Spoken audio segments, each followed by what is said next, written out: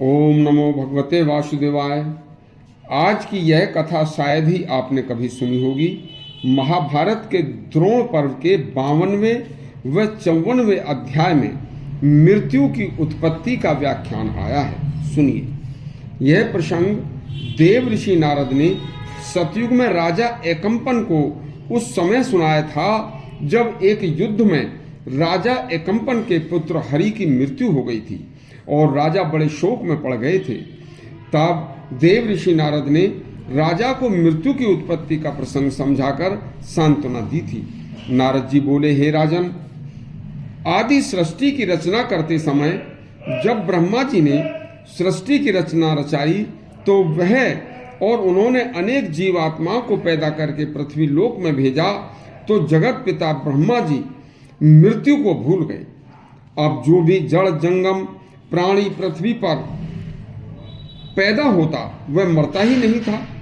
तब पृथ्वी पर भारी भीड़ इकट्ठी हो गई। तब ब्रह्मा जी ने क्रोधाग्नि से लाल व काले रंग की एक स्त्री को पैदा किया। वह नारी उनकी इंद्रियों से निकलकर दक्षिण दिशा में जाकर खड़ी हो गई। तब ब्रह्मा जी ने उसे अपने पास बुलाकर कहा, हे मृत्यु, मेरी आज्ञा से तुम समस्त प्रजा में पंडित हो या मूर्ख या जो भी जीव हो उनकी आयु में निश्चित कर चुका हूँ और कर रहा हूँ। फिर मेरे विधान के अलावा भी वह जीव अपने अपने कर्मों से तुम्हें प्राप्त हों, तुम उनका संहार करो। उनका संहार करने के लिए ही मैंने तुम्हें पैदा किया है। तब ब्रह्मा जी बोले, इसका एक श्लोक आया है, त्वम ही संहार बुद्ध्यात् प्रादुर्भूतारुषोमम तस्मात् संग्रह सर्वास्त्वम प्रजा सजड पंडिता। मृत्यु यह कार्य सुनकर फूट फूट कर रोने लगी और बोली कि मैं इस जघन्य पाप से डरती हूँ। जब मैं लोगों के प्रिय पुत्र मित्र माता पिता भाई पति की जान लूंगी तो उनके अपने सगे संबंधी मेरा अनिष्ट सोचेंगे और मुझे भी यमराज के भवन में जाना पड़ेगा। इसलिए मैं आपकी आज्ञा लेकर धेनुका आश्रम में जाकर आपकी आराधना में रहकर तप करूंगी। और बोली, रोते बिलखते प्राणियों को मैं नहीं मार सकती।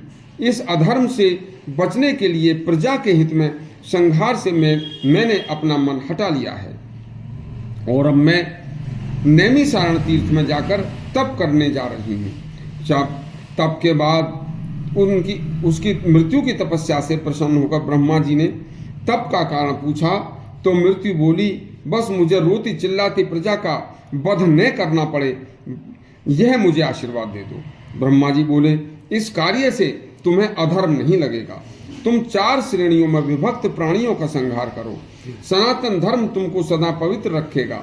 मृत्यु बोली, लोभ क्रोध असूया ईर्ष्या द्रोह मोह निर्लज्जता कठोर वाणी अति कामुकता मिथ्याचार और हिंसा, ये दोष तो देहदारियों के शरीर का स्वयं ही भेदन कर देंगे। ये दोष स्वयं ही उसकी मृत्यु को ला देंगे, उसे मार देंगे। तब ऐसे लोगों को उनका अधर्म ही मार डालेगा तो मुझे कोई दोष न देगा, यह आशीर्वाद दे दो।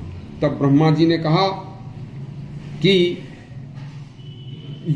अपने कार्यों से जब मनुष्यों में व्याधियां पैदा होंगी और उन व्याधियों से उनकी आयु समाप्त होने पर सब प्राणी यों ही मृत्यु को प्राप्त होंगे, तब तुम्हारा कोई दोष नहीं होगा। प्रजा के प्राण लेने वाली मृत्यु को ब्रह्मा जी ने स्वयं रचा।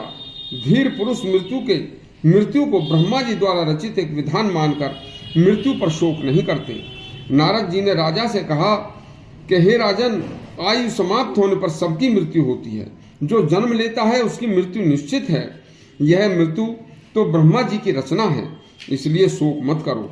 मृत्यु की उत्पत्ति का यह प्रसंग यदि आपको अच्छा लगा हो तो हमारा चैनल सब्सक्राइब करें और घंटी दबाएं। धन्यवाद।